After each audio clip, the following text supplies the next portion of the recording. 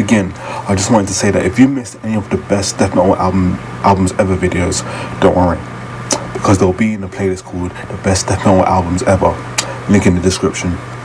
Also, if you want to see more videos looking at bands and albums to check out, then hit that subscribe button, and on with the show. So the progenitors of the now infamous buzzsaw sound that sets the Swedes apart from the Americans in the early 90s. Entombed had catchier riffs, a penchant for horror, schlock, and an underlying punkiness that made their debut album vastly sharper and more memorable than most. Not just brutal and dark, Left Hand Path was full of generally great tunes. Good old Glenn Benton. While other bands merely talks about evil, the Deicide frontman really threw himself into it. Even Brendan in his own forehead and inverted cross. Deicide's debut album sounded exactly how an album made by an actual maniac should sound. Complex but vicious and dripping with anti-Christian vitriol. Satan will probably love it.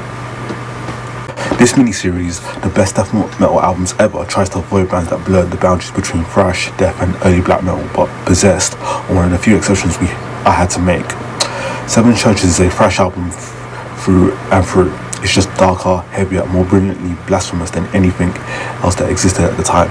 And yes, death metal began in earnest here too. The influence at the Gates' mighty fourth album be heard in the vast amount of metal from the last 20 years, and not least the entire post-Killswitch metalcore movement in the USA, flawless masterpiece that hammered home how distinctive the Swede sound was, and how brutally effective it could be. Massive tunes, terrifying levels of aggression and precision. It's an all-time classic. So Carcass, aka the Gods of Grind, streamlined their sound on the penultimate 90s record. The result was the finest British extreme metal album of the decade. Heartwork was also arguably the point where melodic death metal became a cohesive idea, and it still sounds fantastic all these years later.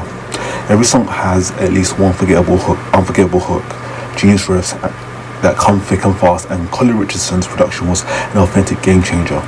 Melodeath may have been defined by the Swedes, but it was Carcass that made its defined statement.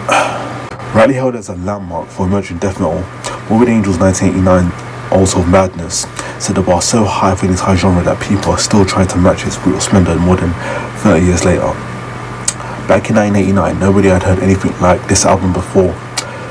The Florida band made Slayer look like Weezer. This was a twisted, pitch black, and incredible sophisticated upgrade for Chuck Schuldin's deathly blueprint. Trey Azatov's churning, overworldly riffs, David Vincent's peerless growls, and the band's idiosyncratic approach and progressive mindset set them apart from their peers. Songs like Chapel of Ghouls and Immortal Rights have never been topped for otherworldly menace and riffs that tear your soul apart. It's untouchable after all these. Thanks for watching, and I'll see you next time.